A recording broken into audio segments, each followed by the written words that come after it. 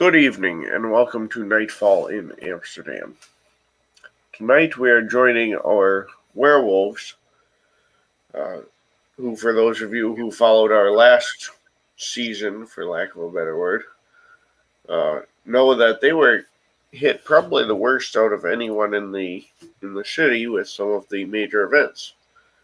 Uh, Mainly, they don't have a home right now, collectively. The one remaining Garou sept fell to the worm and is a hive. The other one was destroyed as it was kind of a mockery of what our Karen is supposed to be. So currently they are residing on the ruins of the um, Amsterdam forest, which had been the sept of the frozen forest previously.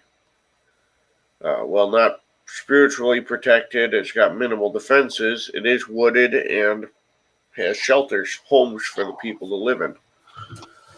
There are quite a few people at this location. There's 37 kinfolk, human kinfolk.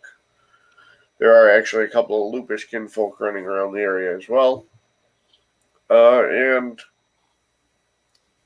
over uh, about 20 well-established Garou, people of rank and significance who survived this conflict and made it to this place.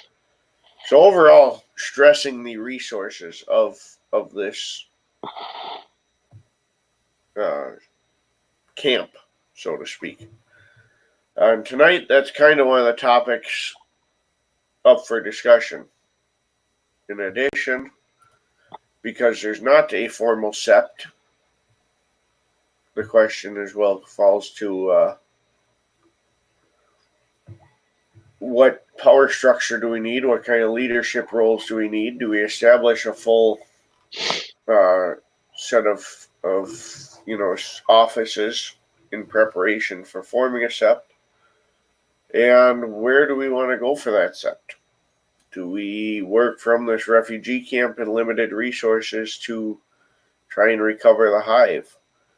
Do we look at seizing one of the empty cairns, the well springs of energy that the mages have? Do we look at creating a cairn, which is a highly elaborate ritual and rite and takes a lot of resources and poses a lot of risk? Because this is such a major decision, the few elders who do remain have opened that up to discussion, inviting everyone to weigh in. Mainly because whatever course is taken affects everybody. With that, the word has kind of been whispered around, and the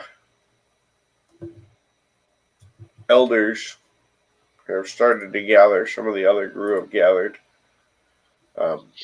Even the kinfolk have kind of gathered to kind of listen and weigh in because they have to live wherever this goes to. Additionally, they're hoping to get some food from and supplies brought over from one of their kinfolk who is a mage, who has befriended another mage of similar mindset. So with that, we'll turn it over to the players to introduce themselves, and they would find a couple of these elders, and they're kind of sitting around basically in a clearing. There's some cabins left, but largely the sept's buildings were damaged or destroyed. So they're in a clearing, and as it's moving into cooler fall, there is a fire going, and well, it's not necessarily festive. It kind of has that fall bonfire atmosphere to it.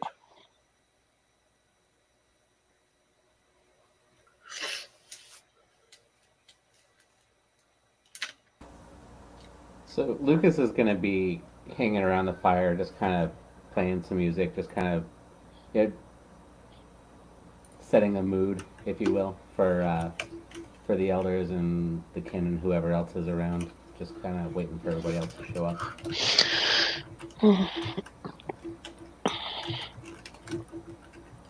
Air is going to walk up to the fire and just kind of walk around it until things get started. Keep an eye on things and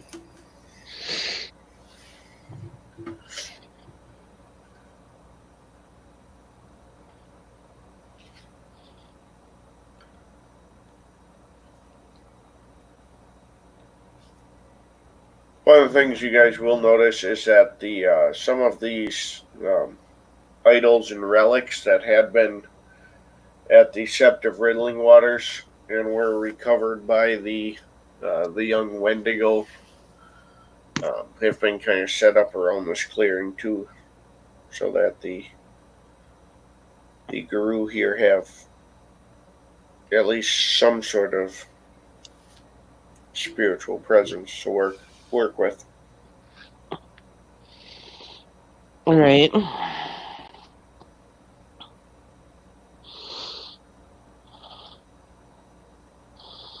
And Lucas sees Air approach. He gives Air that chin up nod. She'll give Lucas a nod as she's kind of walking her laps around the fire.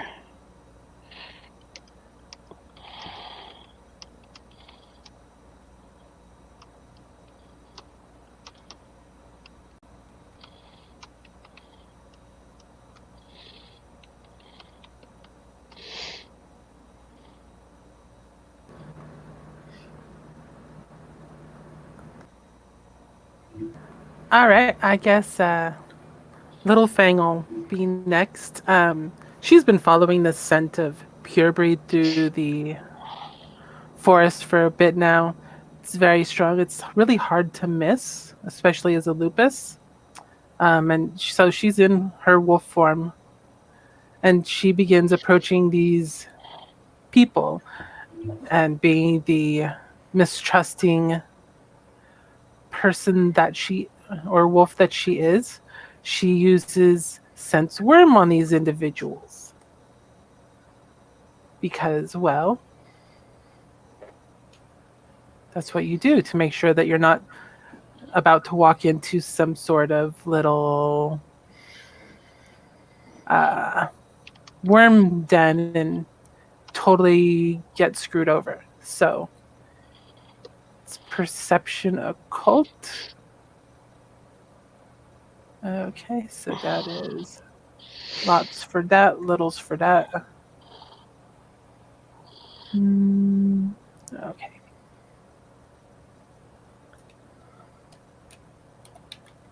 And what will be the difficulty for Senseworm?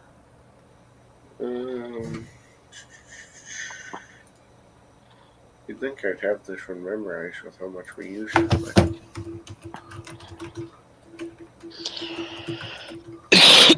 It says a single for more in the next room would be 6, while the stench of a bane that was in the room an hour ago would be 7. So otherwise it depends on the concentration and strength of the worm's influence.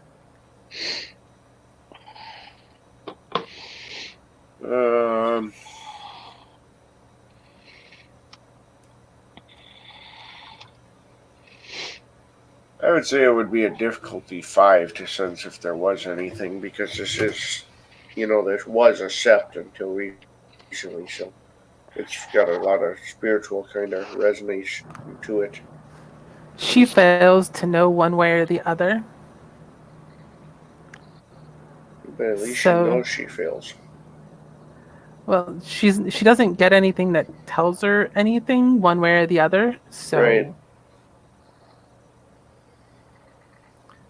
So she will kind of watch them from the outer limits of the firelight for the time being, And I guess I should probably roll Dex Stealth. Yeah, that would be the next step there. Okay.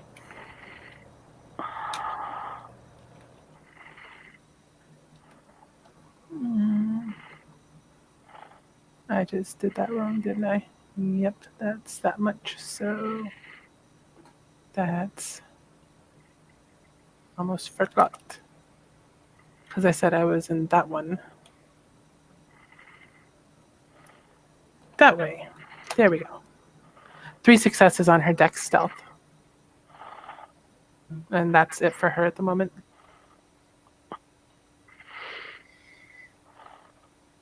Alright. Quick peek here at my notes, see if anyone would.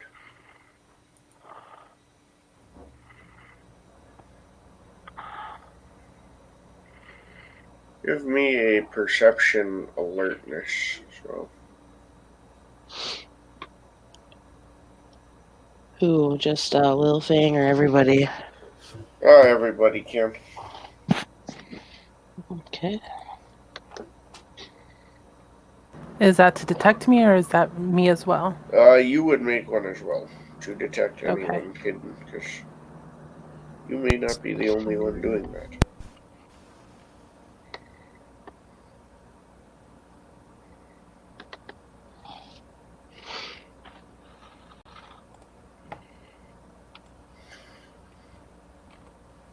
Div 6. Yes. Oh, the dice love me. 2 for Lucas. 1 for air. 3 for Little Thing.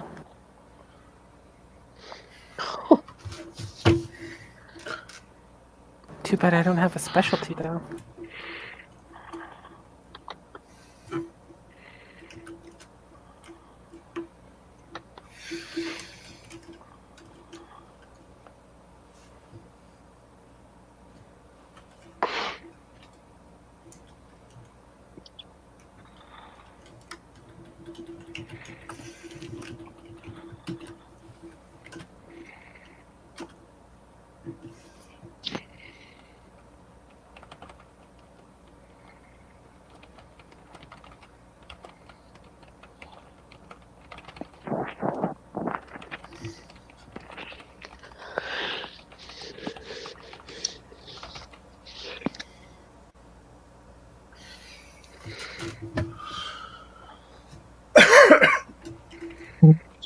So I sniff the air and see you on the outskirts of the shadow.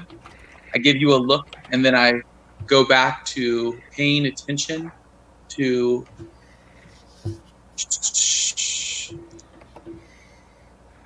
Cursed by Blood and Brands the False, who I'm speaking with.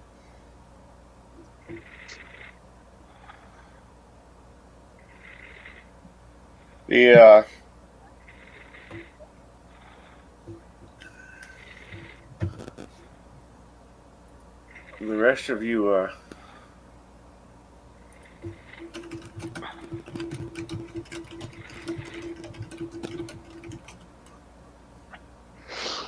don't notice anything odd, and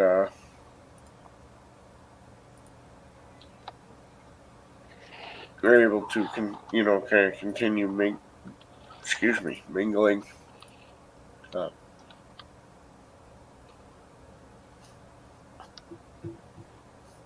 The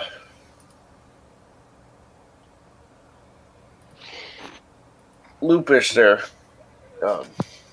Natalie, you are startled as you feel a cold wolf nose behind you. She whips around.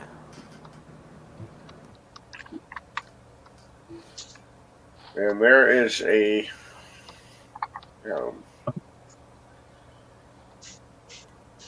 jet black Lupus behind you form. and even without trying, you can smell the get pure breed on it.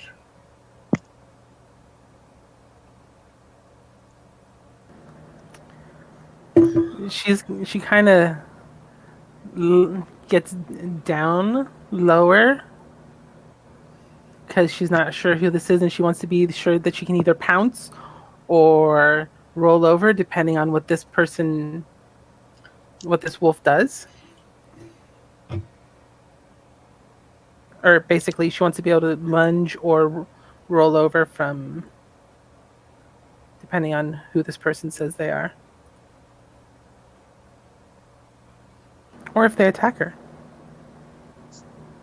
They just kind of sniff you further at this point, and it kind of nudges you with his head and towards the clearing and growls a little bit.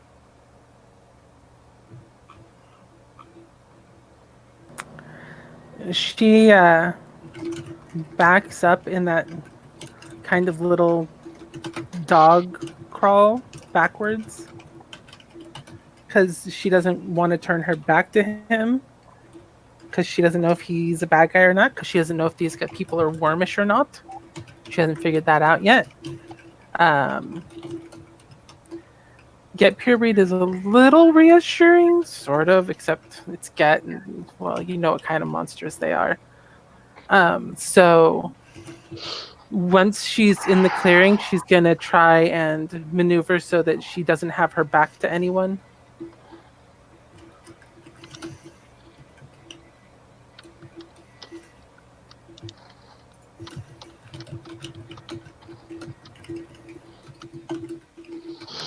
And the people that see this little wolf backing into the circle of light.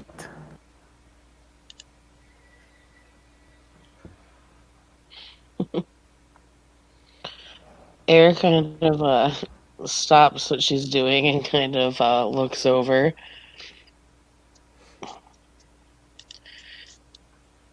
Waiting to see what occurs.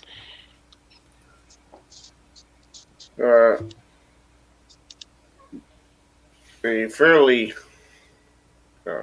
savage-looking man, Gregor the Fiona Hamid.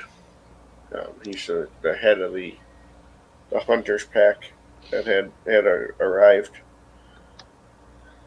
the war pack, and he looks and says,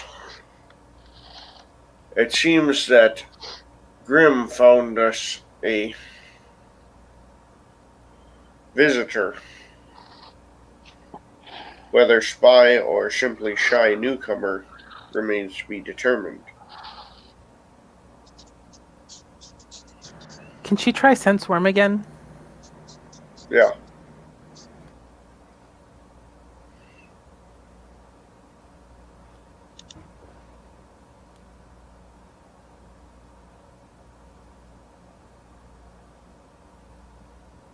Three successes. Now, with 3, the only worm taint you pick up at all comes from a fairly twisted-looking clave on the back of the young Garou that smells of Wendigo pure breed, and it's obviously a worm, like a bane clave. Okay. In that case, you see her body kind of relax from that tense, ready to strike tension to definitely a more relaxed look.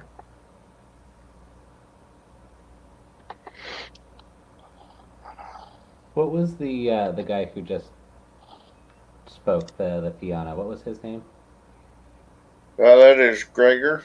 Gregor? Right. As soon as Gregor starts talking and points out that the newcomer is there, Lucas stops playing, kind of looks over there, and not running, but sort of semi-aggressive, walking that direction. All right.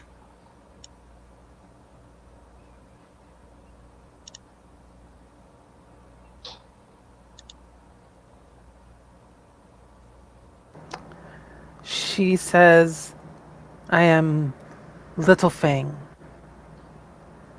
Cleoth of the nation, born under the full moon, on 4 legs of Uktena.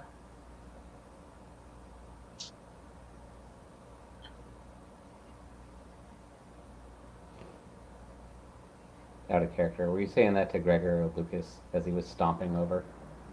To whoever's wanting to know the information. Okay.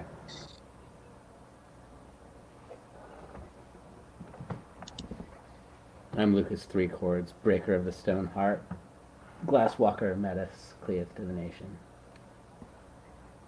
Why are you here?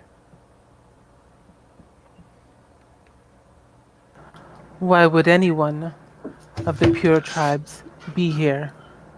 We are hunting the worm. Aren't we all? At that, the Wendigo kind of turns and says, I'll hunt the worm here, but not many cross the ocean to do it.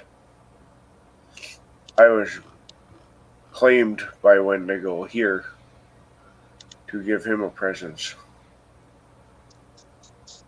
But your tribe, they have no presence here. In the east, Wendigo still reigns. But the older brother, he was never on these lands.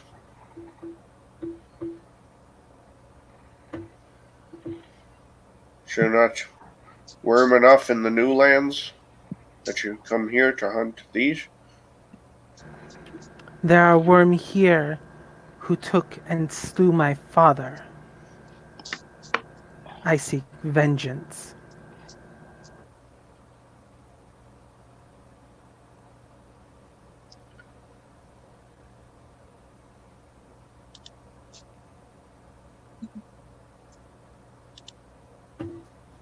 He kind of nods a little bit at that and says, well, then it seems you're not here necessarily to hunt the worm, but rather to satisfy your own rage.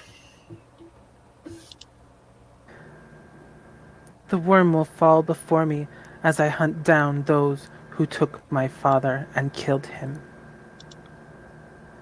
And once that has been completed, I will continue to kill the worm.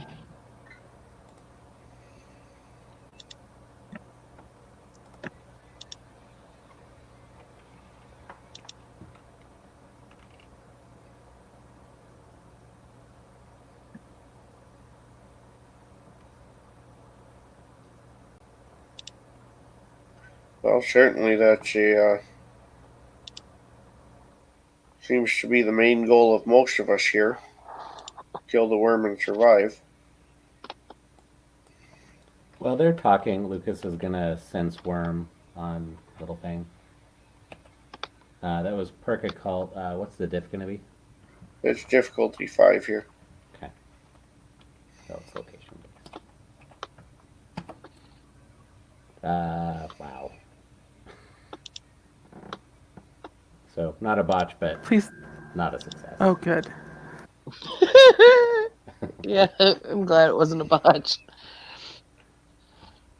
That would have been a bit ugly. Yeah.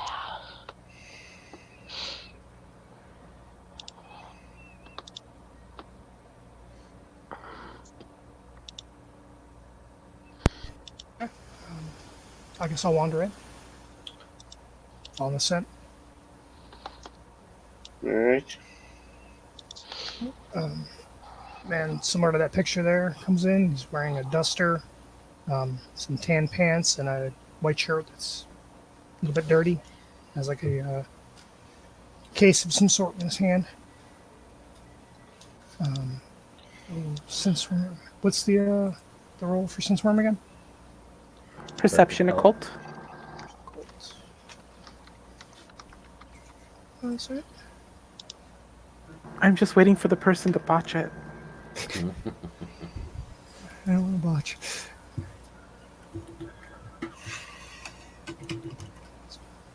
It'll go from being a fireside sing-along to a dead man's party pretty quick. Yeah. And the diff is 5. Correct.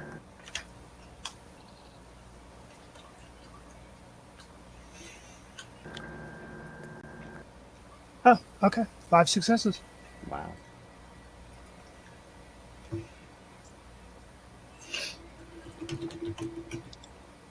That's just wasting my rolls for the night. Yeah. Get the good ones out of the way. Make it interesting. Yeah. Okay. As you previously mentioned, I guess.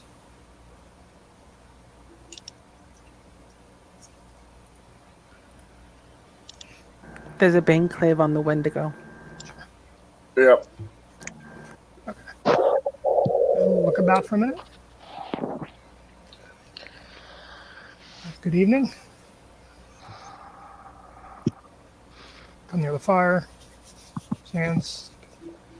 I'm a Vero Ahmed, known to the nation as Smother of Shadows, son of Walks of Shadows, son of Rippers of Fangs, son of Swift as the Sands. I am a new moon Cleoth that walks on 2 legs of the Silent Striders.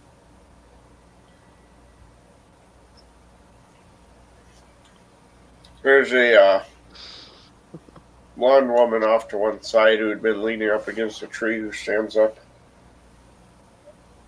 And she comes over and she says, "Is it open mic night tonight that we have so many strangers?" I'll give Did her one a of Did one No. of you, she looks at the other elders, spread the word that we were having a meeting beyond the camp here?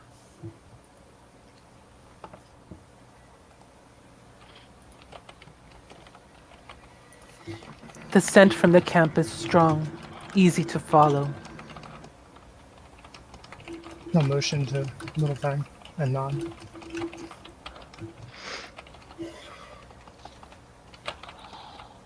She sighs and she says, "Just one more reason we need to find ourselves a legitimate home. Agreed. Thorgrim, Gregor, Petrus, we have 3 elders here. 2 of you of the Crescent Moon.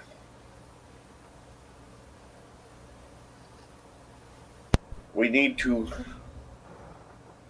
call a spirit and find ourselves a home. Kill these cairn stealers if we must and reclaim one of those hollow ones.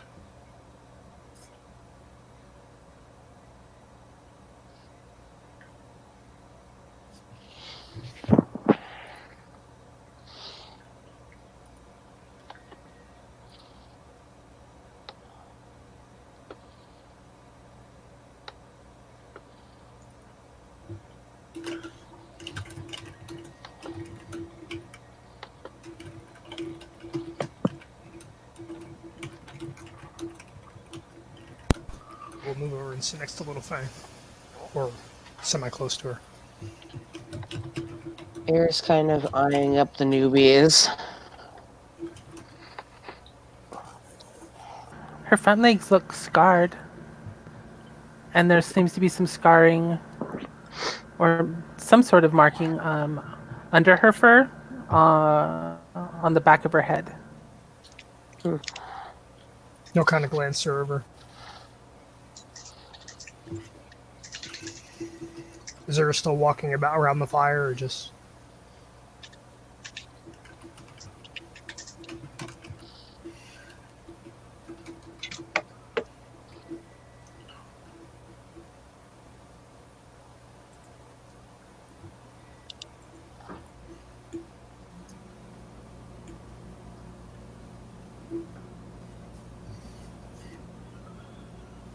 The woman kind of looks around again and she throws up her hands a little bit and she says, well, if we wait much longer, we'll have half the city here, and I'm sure we'll have plenty of voices to weigh in on what we should do.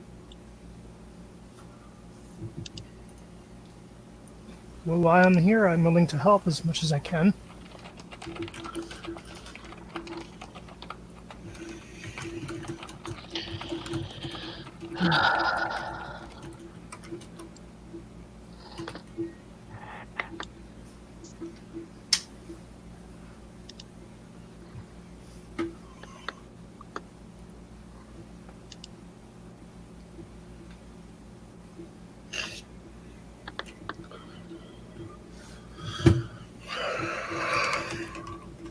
So, I know we've got a few different choices. There's been talk of retaking the hive, which, if I'm voting, I would say that would be my vote. And a couple other choices. What are you all leaning towards?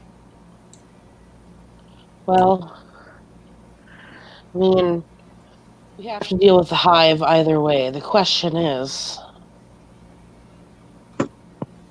do we find something to call home that can be another, well, that for a new sept that will be a safety net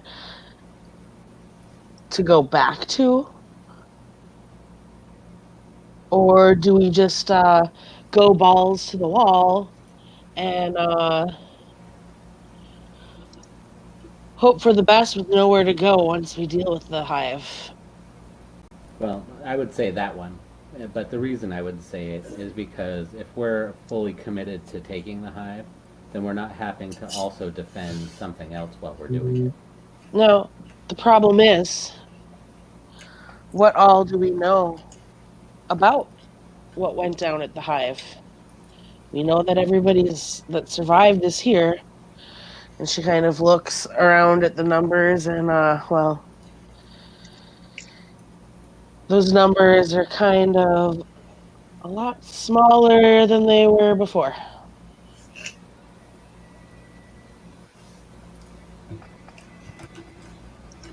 May I throw in my opinion? So,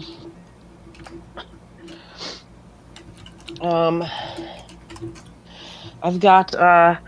been doing some looking around myself, and there's a place that's it's pretty wild and near the city. There's some residential area, but it's small. And there's another one, it's larger, wooded, and more cultivated, but there's a good few areas for privacy, but there's still a human presence. I found a spot that's it's big. It's coastal and wooded, but well, it's got access to the sea, and there's access for resources and such there. And then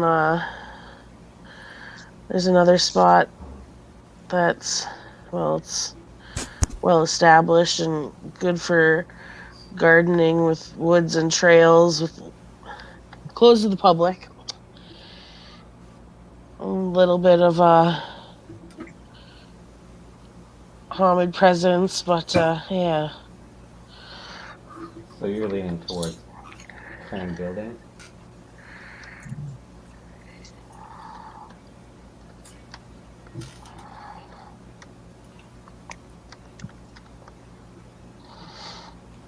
Don't those... I mean, I've never seen one created before, but isn't it a pretty big deal spiritually, and wouldn't it attract a lot of worm presence once it's created? It's going to attract a lot of worm presence, which is why, I mean, either way, it's going to, whether we take on the hive first or build this first, as far as I understand. And she kind of glances over at Thorgrim and Petrus to get some reassurance on that one. Get their input there. They have the ability, she assumes, to do this, and she does not. So,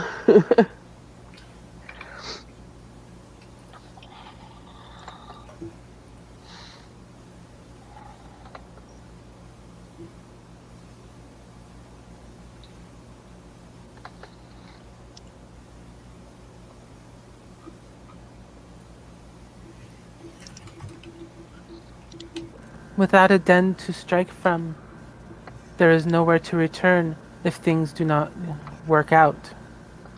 You will go and you will die, and there will be nothing more. yep. Why would you want to take and create your den deep in the city? I don't have a problem with the den being deep in the city. We are in the city right now. There's a park within it.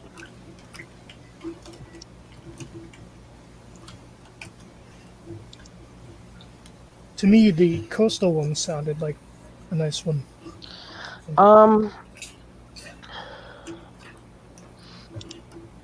Yeah. I mean,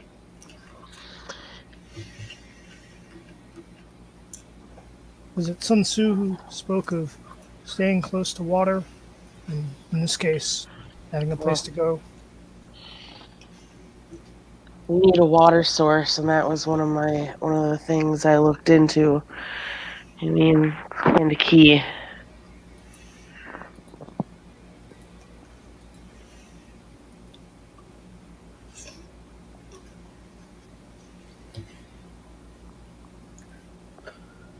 Thorgrim stands up and he says, the problem with creating a new cairn is it requires an incredible amount of investment, spiritual energy, and you might as well throw up a neon smoke beacon to every wormish thing in the area. Because the last thing they want is another cairn. They will flock to that location and try to stop us.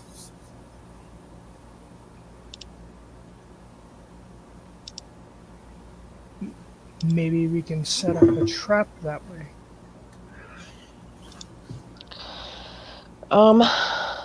Bring them out on our terms. Somebody mentioned taking back one of the spiritual places from the will workers. How do we even know where they are? Do they not have abilities like we do to hide them? Well, even a Garou can find a cairn if they're nearby.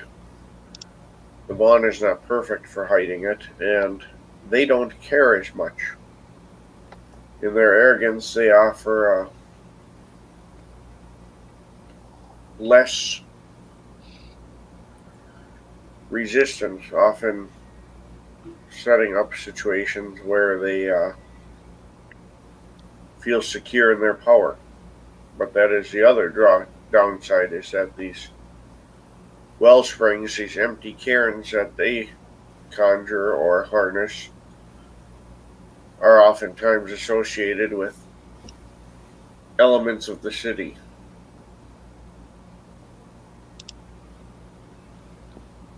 Mm. Out of character. Does Amsterdam have like a city mother, city father spirit? No, Okay. which if you've been to Amsterdam is probably good, because that would probably be a fucked up spirit.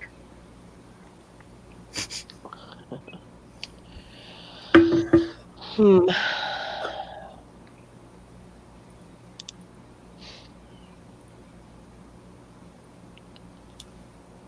May I ask what the current relation here is with the Magi?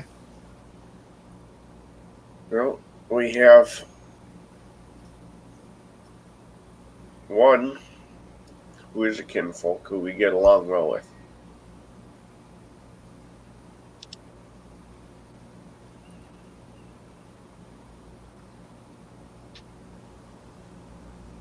Beyond that, we have one or two others that have made themselves to be allies to us. That is it. That's what we've got.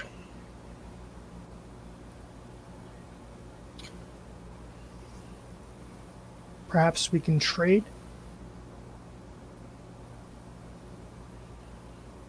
And what would you propose that we trade with them to make this happen? I don't think they're willing to part with something like this lightly. No, but as was said, they value it less. Assistance, maybe, with some endeavor. It's not that they value it less, it's that they value it differently. Right. They see it as a resource to use.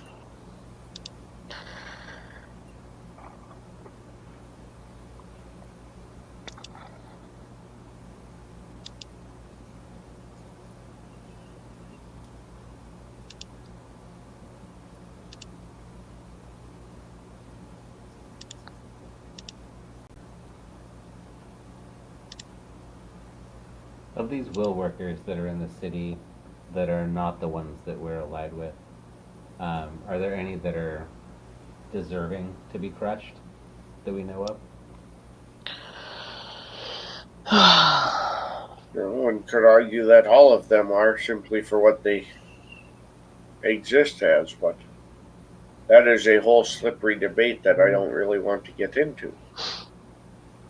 Right.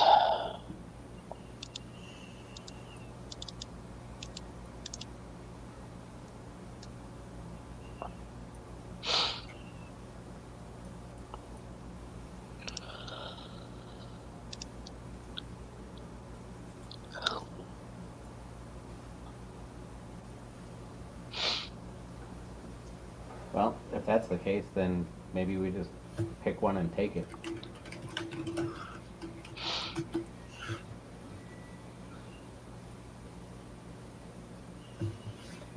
We'd have to find them first. Certainly the spirits know where they're at. From my understanding, they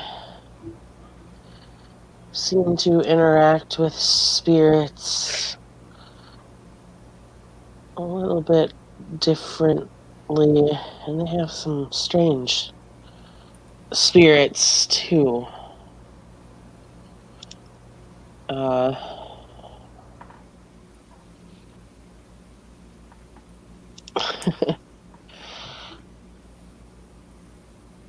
Certainly some that I'd never seen until, well, encountering them.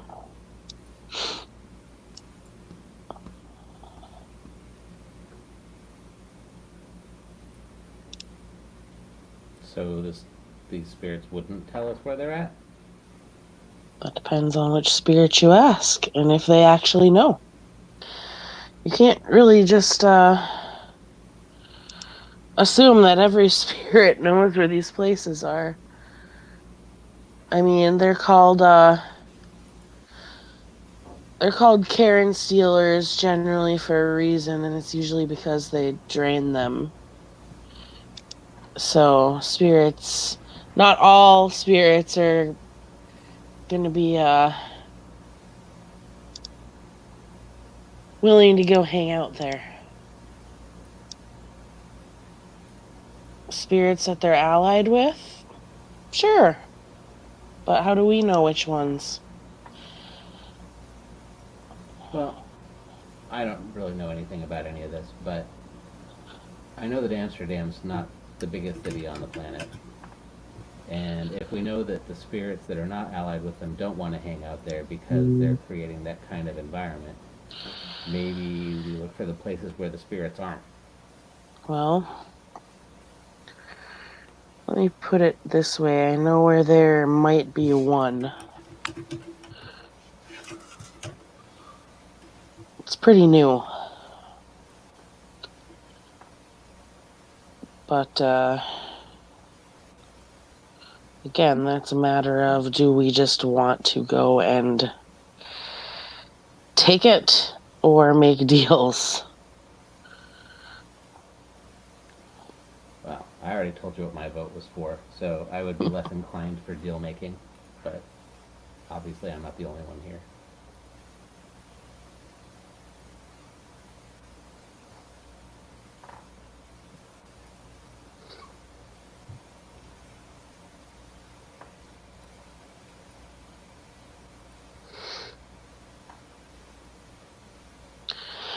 Here's something to keep in mind as well. We have the former riddling waters to deal with as far as enemies, because let's face it, it's corrupt now. There's something else living there. There's got to be.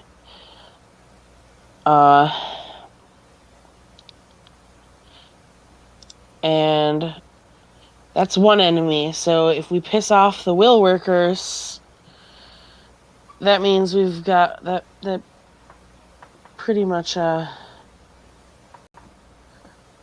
screws us over on two fronts.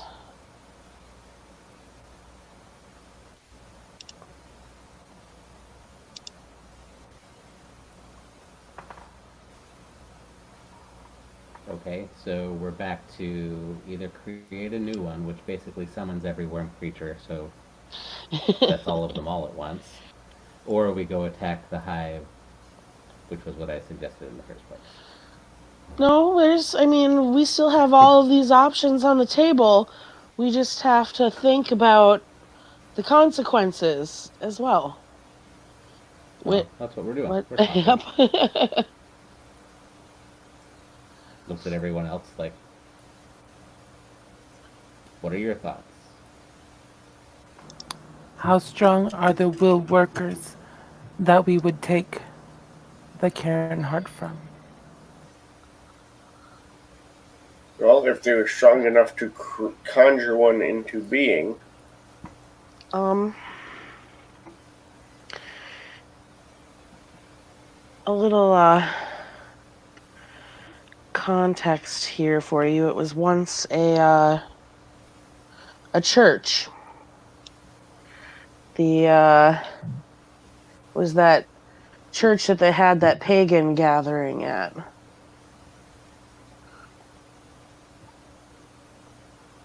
It's the only one I know of. So Aren't the leeches Then we tied up in that one investigate. somehow? I mean, I We know who find was there. we find if there are many, what their strengths are, and then we kill them. Well, Lucas looks over. I like this one.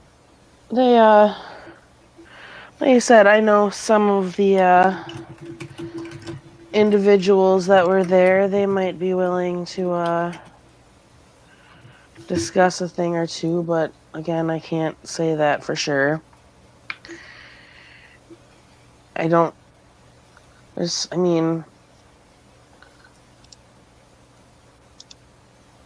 I don't know how powerful each individual one is. Is there a way to really gauge that just by looking at somebody? It still opens up another front. If you kill all of the ones that are tied to that one, there is no front.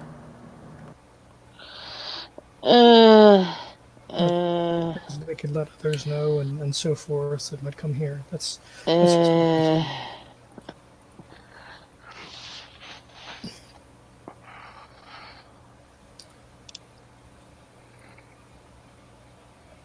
Thorgrim holds one hand up, kind of motioning for everyone to be quiet as two other men enter the clearing. One of them has an absurdly high level of pure breed.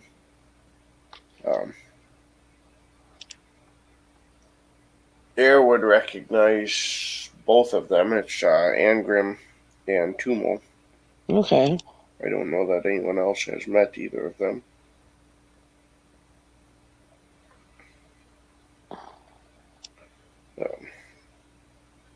And Tumo is dragging behind him a fairly large, basically like a sled. And on it you can see containers. And he says, I brought a fair amount of food.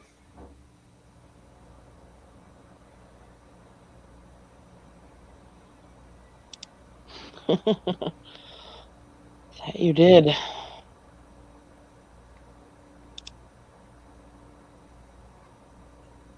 Well, I reached out to some in my community regarding the limited resources you guys have at your current disposal, and they were happy to help.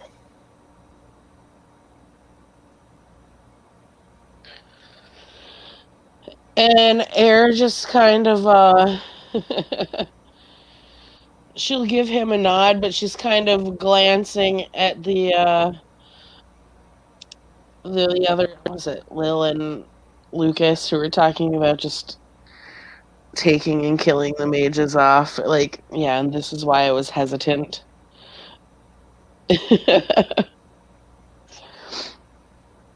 Like, she obviously isn't saying that out loud. She's kind of flashing him a look.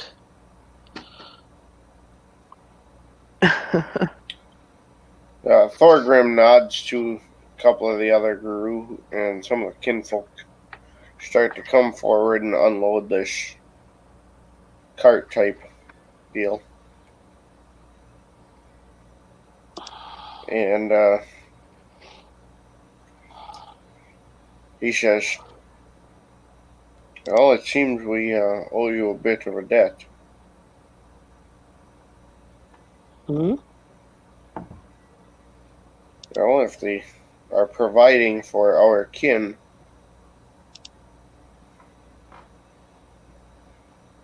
certainly, yes, some of these folks here are also kin to Angrim, but Tumo has no obligation. He is friends with some of our kin and even some of our other Garou, but that does not obligate him to feed us or aid us. I think it speaks to his character that he has done so of his own volition. That it does.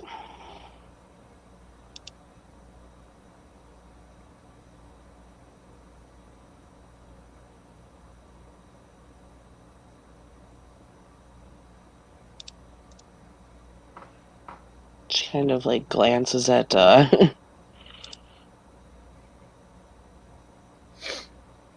others, a little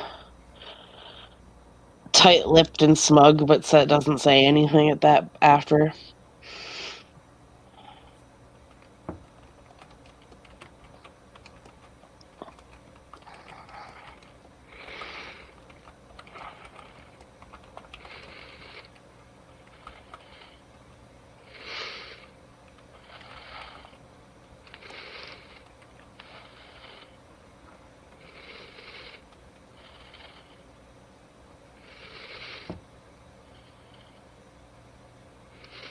Are all the kin standing around the fire here with us, or are they off somewhere else? I mean, there are 37 kinfolk in this camp, so they are certainly not all here, or this would look like a mosh pit, but there are at least a handful of them present. All right, Lucas walks over to whoever looks handy and ask them to go get a few other people to help with the supplies that just came in.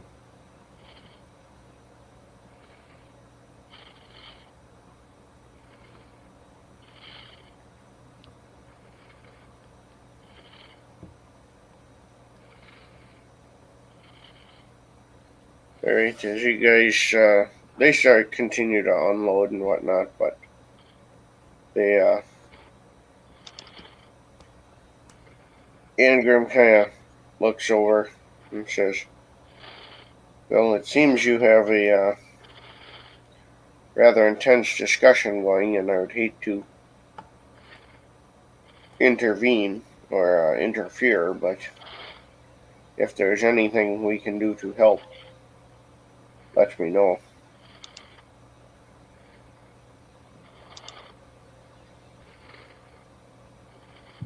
I'll whisper to Brands the False and Cursed by Blood. When he says help, does that mean he'll fight?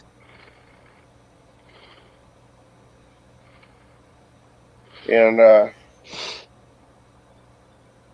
Cursed by Blood looks at you and says, the last time I saw Angrim fight, I saw slain Garou cast so deep into the Umbra that they would never return. If he agrees to fight for us, we certainly are at an advantage.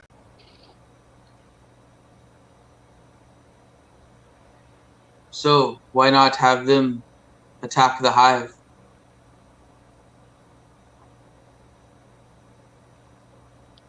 Because as powerful as he is by himself, he is still outmatched. And while he offers to help, and even perhaps his friend, I doubt the rest of their kind will so readily stand up. Especially as we have thus far offered no aid to them in any of their endeavors, whatever they may be.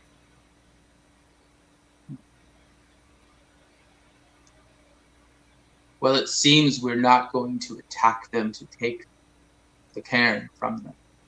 So, better to have these two fight the hive when we do than none.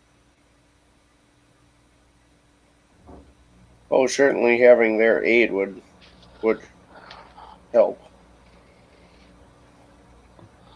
And while I agree, sounds that we will likely not try and seize their well springs, that doesn't mean they will not be of aid elsewhere, too. There are more than just those two options. May I speak with them? He gestures and he says, well, it's open to everybody. Decision affects everyone for certain.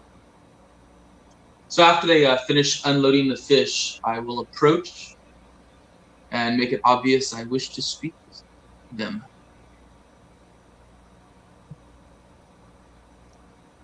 And they will,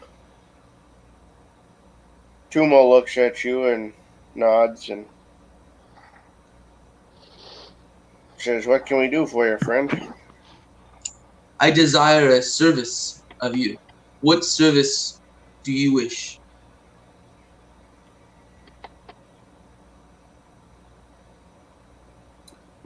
Well, as Angrim mentioned, we're happy to help how we can. Obviously, we do not know the full details of what help would be most beneficial.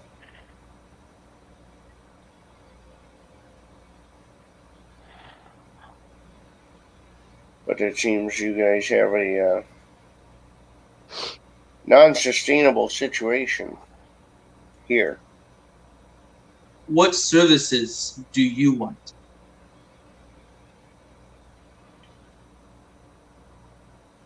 Tumo looks at you and says,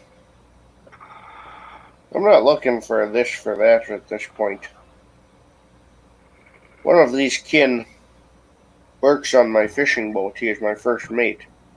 These are people who are friends and family of mine. who currently sits homeless. Angrim is cousins to one of the Garou here this evening. He is cousins to a number of other ones as well, not present. Mm-hmm. We don't come here looking to barter. We come here offering aid to those who are important parts of our lives. I can find another first mate, certainly, if it came to that. But I would dearly mourn the loss of my friend. Angrim cannot replace family, though he may not always see eye to eye with all of them, and not all of them agree with his methods. That does not negate the fact that they are family. Your friends and family have been attacked. The attackers need to be killed. You will help? We will aid when the time comes, but certainly the attackers in a fortified position, while we have a number of non-combatants currently sitting vulnerable, means we have other priorities.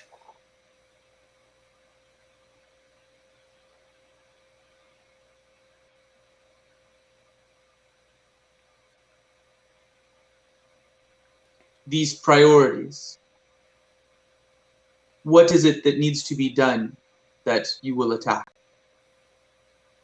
He gestures and says, "There are almost 40 people here who are not equipped for combat. Many of them are hungry. Some of them need health care. A stable home as well.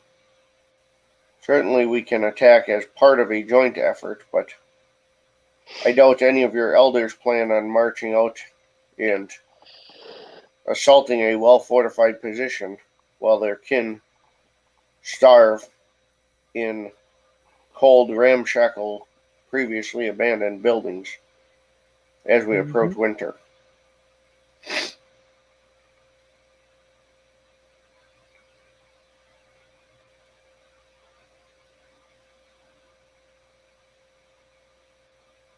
I can provide for the kinfolk if you provide for the attack.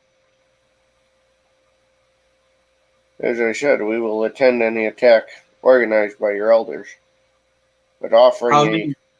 full place of residence, home, and health care for numerous families is no light task, and we still require a home shelter, a home base, if you will. I How live on many a can you? boat.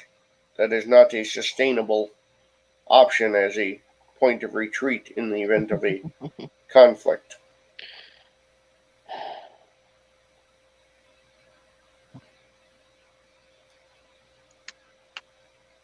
Additionally, it is unlikely many of yours, whether they be your elders or those others who live here,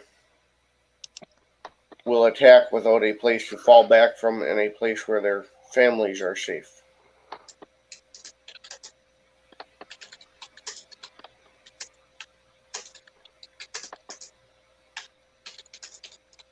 Were it me in such a position and you asked me to go into conflict,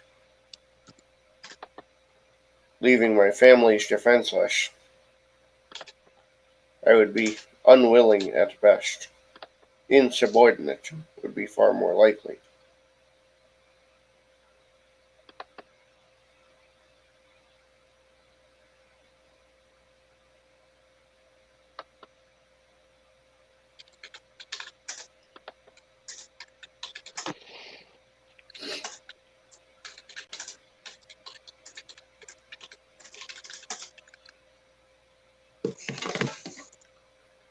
As you guys are talking, a gentleman walks in, fairly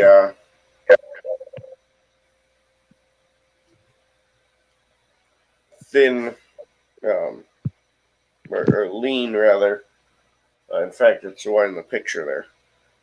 He's missing an eye and a couple of fingers on one hand, and he's covered in scars and tattoos.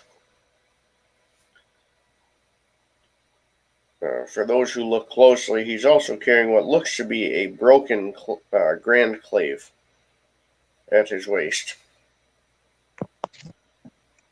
And he looks around and he snorts and he says, "So this is what the Fenrir have been reduced to in this city." Air's kind of eyeing this guy up.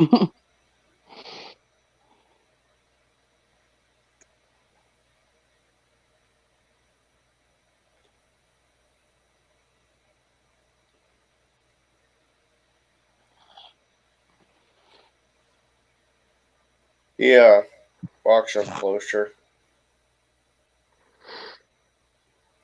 and he says, "Fight the worm wherever it lies. That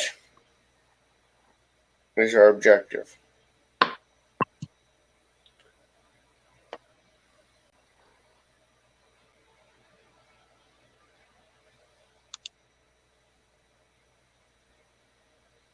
Anything else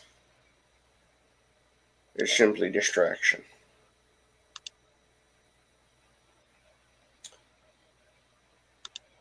I am here because it seems, much like other places I have gone, that has been forgotten. People more worried about position or rank, more worried about personal gain than they are about following the litany.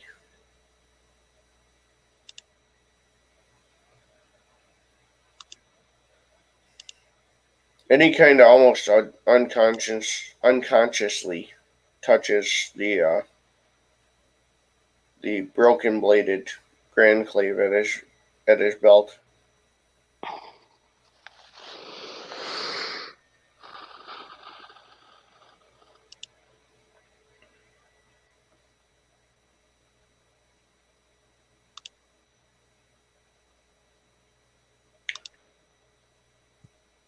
He looks again after a moment at everyone. And he says, "I am here to correct this lapse.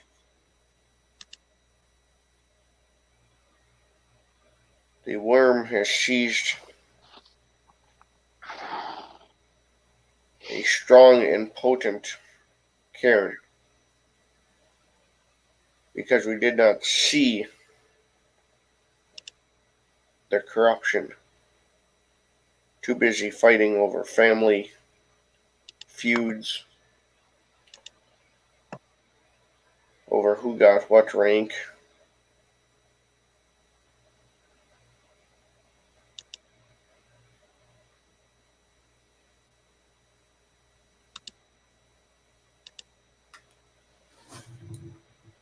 I am Alfine Wildsigi, known as Breaks the Dragon, elder of the gibbous moon, a son of Fenrir and born on two legs.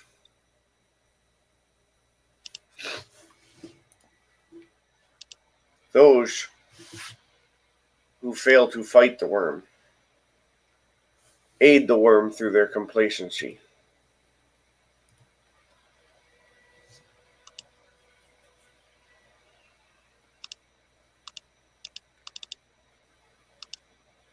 That aid as well will be addressed.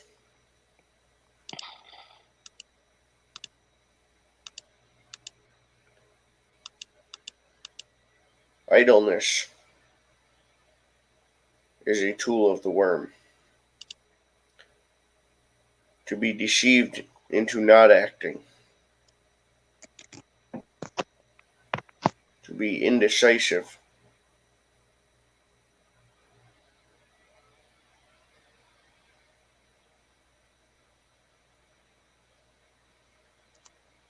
They've come to take action.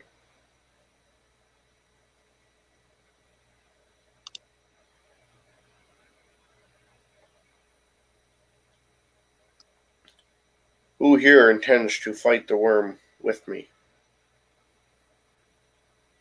I'll take a step forward. Little Yep. Little Fang gets to her feet and gives a yip of agreement. Who here is prepared to kill any and all who fail to fight the worm, who aid the worm through their inaction?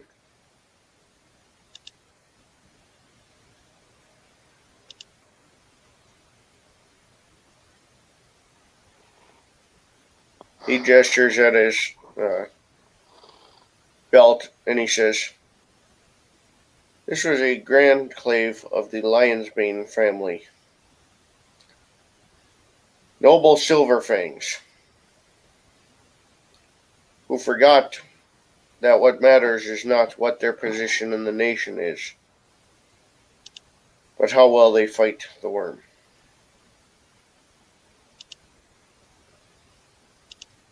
I reminded them.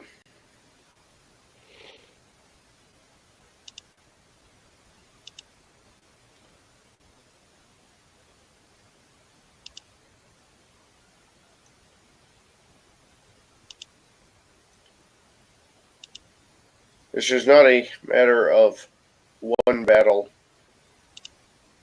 or one lost sept. The worm will not be defeated in a single glorious day. We must have a plan. We must be prepared to enact that plan. And we must have a place to execute from. In the city, I've seen sick, hollow cairns, untouched by Garou, held by mortals who play with the powers of the spirits.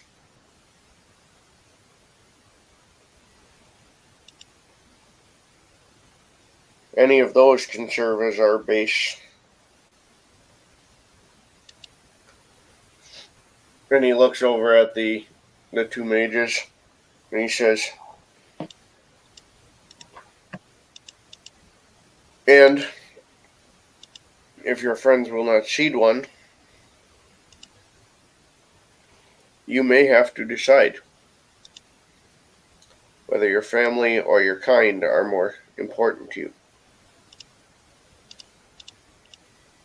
We can certainly attempt to forge our own. Doing so poses a risk. Certainly a number of risks even. But if it brings the children of the worm to us, it also gives us an advantage in that fight. We no longer have to hunt, for they will deliver themselves. We merely need to be ready." Avera will motion to him at that and nod. Mm-hmm.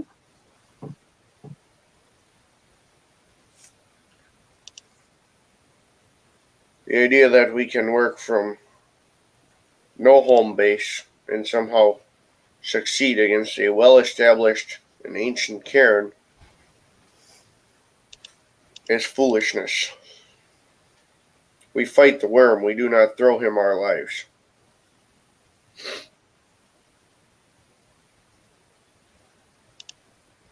His followers will certainly have blessings bestowed upon them by whichever spirit inhabits that cairn now. We must be prepared and equipped in similar fashion.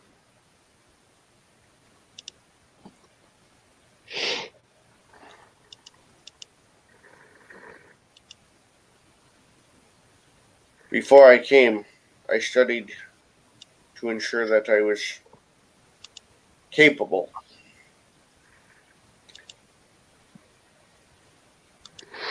I know the rights needed to create and secure a sept. Whether you will stand with me and provide the resources, whether it is worth the risk, is up to those of you who better know the full details of the situation in this city.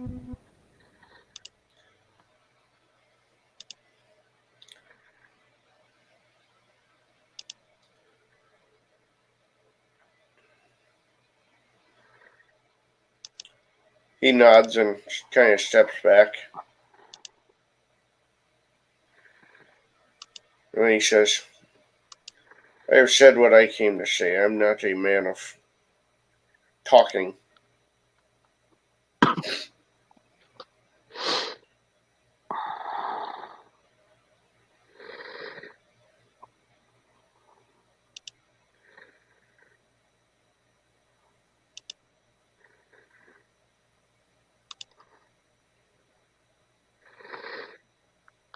Some of the other elders kind of discuss a little bit and look back and say, well, I suggest we scout more thoroughly these locations if we are considering forging our own cairn.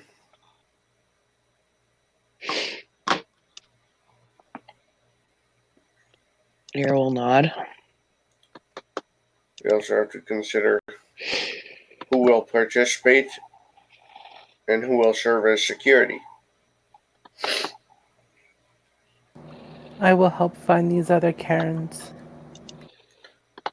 That would be the next step, is identify where these empty cairns, these hollow points that these mages inhabit exist.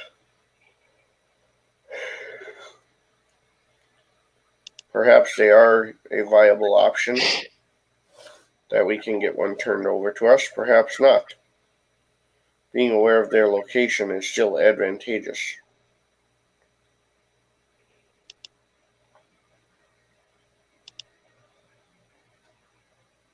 Mm-hmm.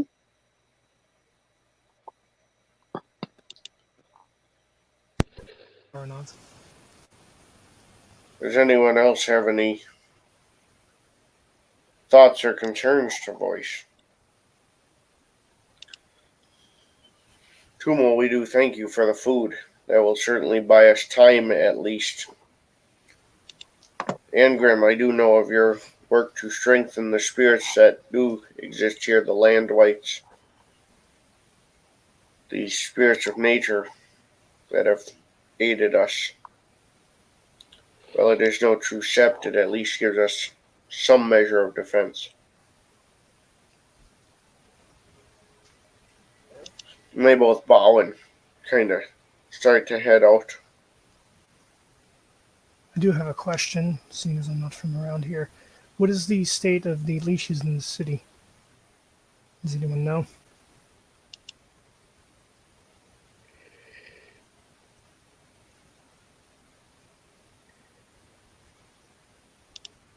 They exist.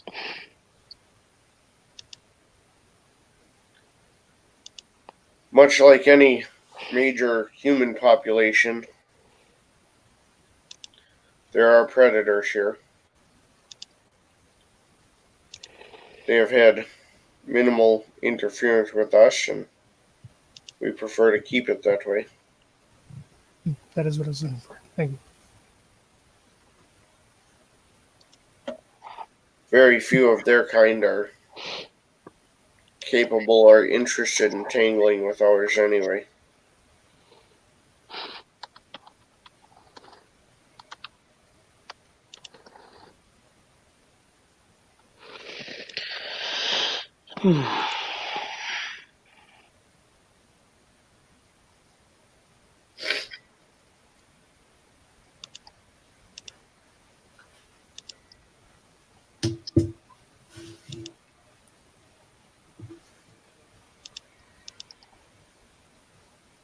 Petrus kind of looks around and says, I can move through the city relatively easily simply because, then he gestures to himself, For those who have first meeting him tonight, he is heavily scarred. Skin and bone or skin and muscle look like they were subjected almost to a combination of fire and emaciation. He says, I tend not to get bothered too much in public. People keep their distance.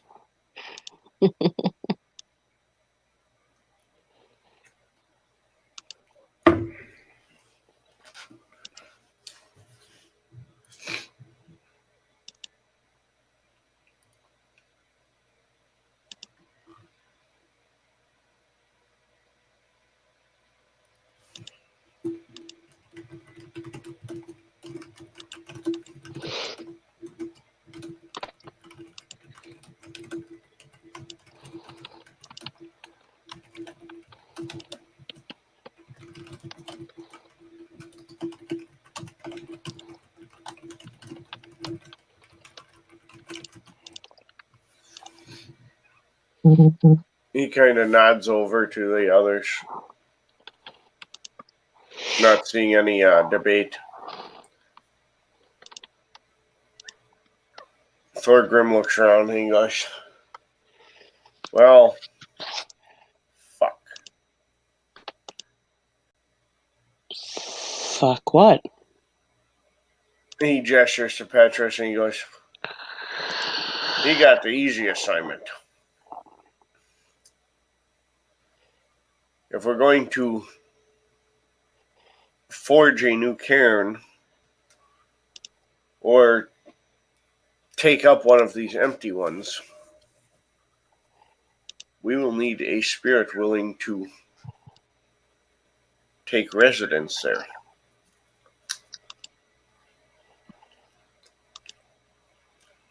Unless any of you are volunteering to call forth an Incarna and negotiate for such a thing, I believe that makes it my business.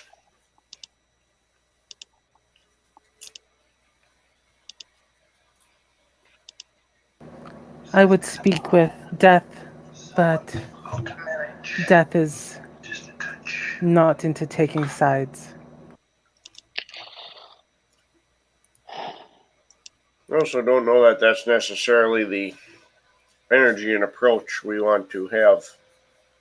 Right.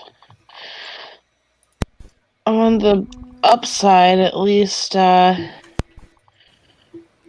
figuring out which spirit we want to approach is key before negotiations are made. Or not.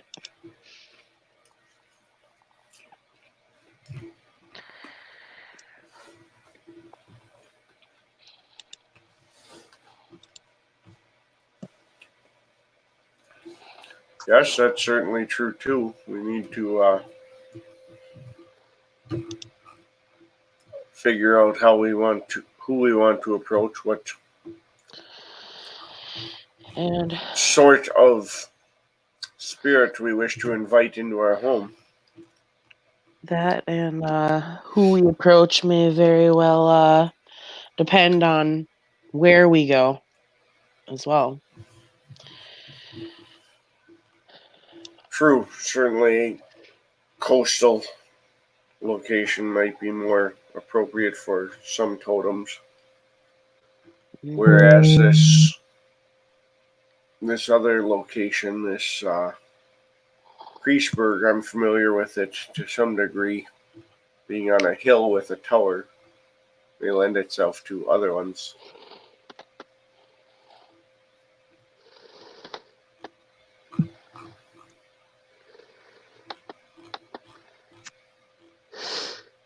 Yeah.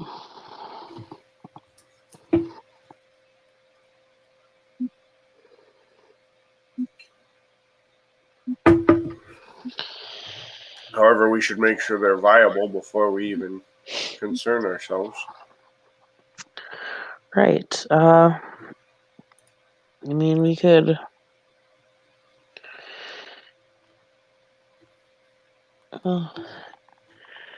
send a couple of groups to check out a couple of places at a time. No need to send everybody out, obviously. We still need people here. But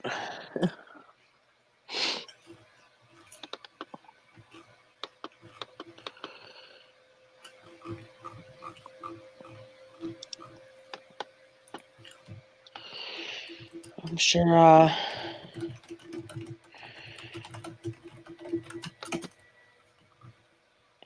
sure Eagle's pack would be happy to look into a couple of places, provided I can find their alpha at some point. And I'm sure that Bosco and I can look into a few places, or continue to as well.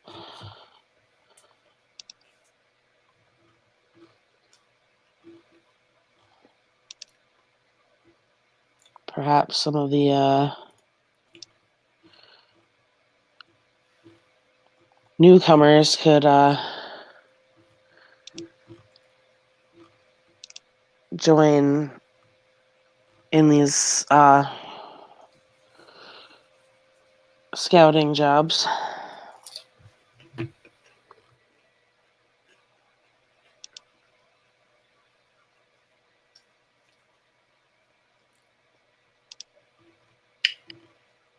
It seems plausible. Certainly that we should arrange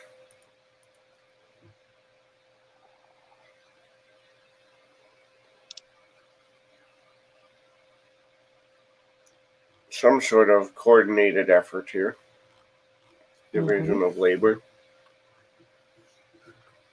We must bear in mind that although the leeches haven't bothered us, we are currently homeless, dispersed, and from a certain standpoint, limited population.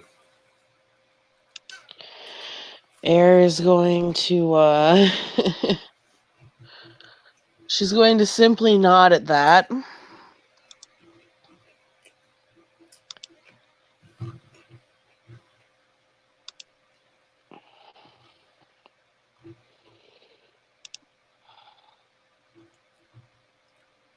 I can track the movements of these magic people.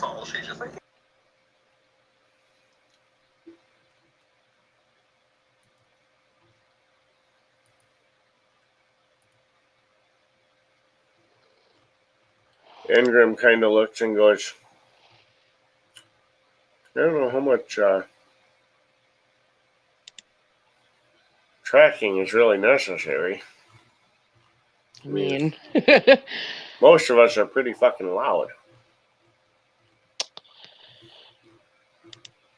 I'm probably the most discreet among the group. I will have to second that.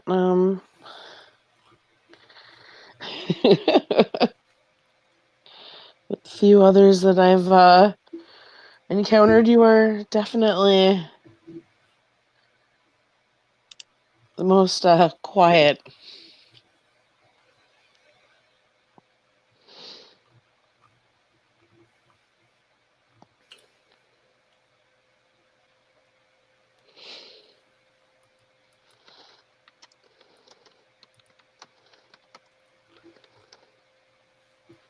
At that,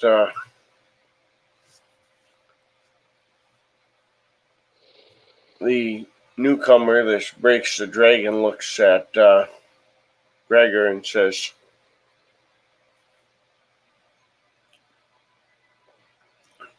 I suggest then that we split up these youngsters, let them scout out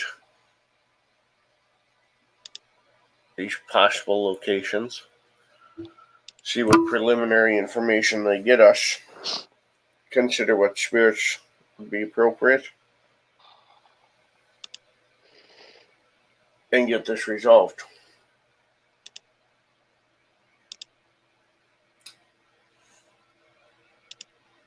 We cannot plan any kind of attacks. We cannot do any scouting or hunting when our kin are not safely secured. When we don't have a place to fall back to. Let's get this process moving. Establish that place. And then we can sort out the rest. Gregor nods and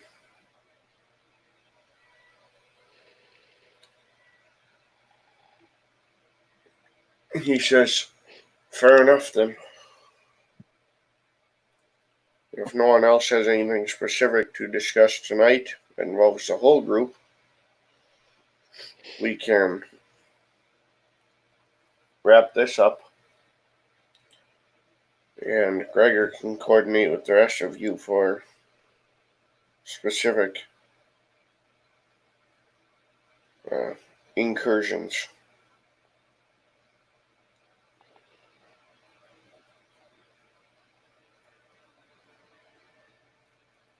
He looks around to everybody.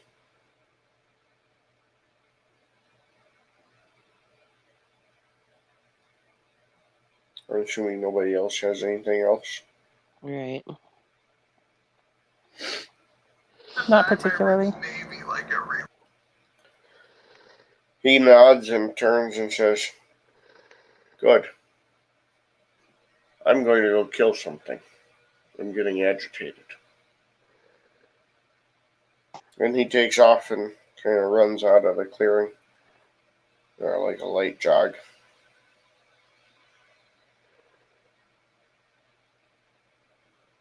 Everybody else kind of starts to disperse, and Gregor says, we will have to coordinate some key efforts. Make sure we're not splitting up too much that we leave our people unprotected either. Right.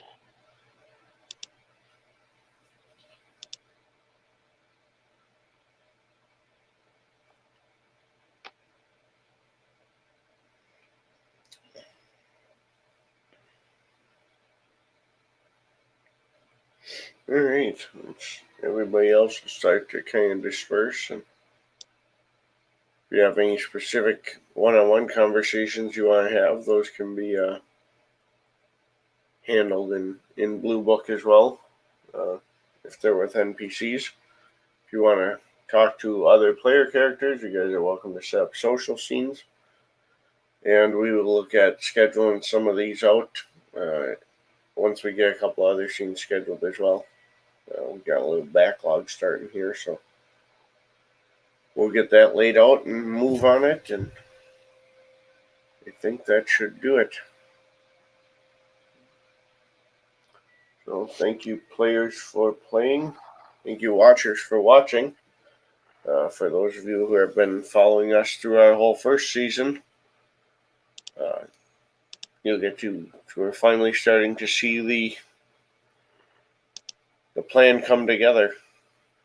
How do we recover from that chaos? For those of you who are new, welcome, and we'll look forward to having you join us as the Garou establish themselves or reestablish themselves, depending on how you wish to look at it. Thank you, and we look forward to seeing you again on another episode of Nightfall in Amsterdam.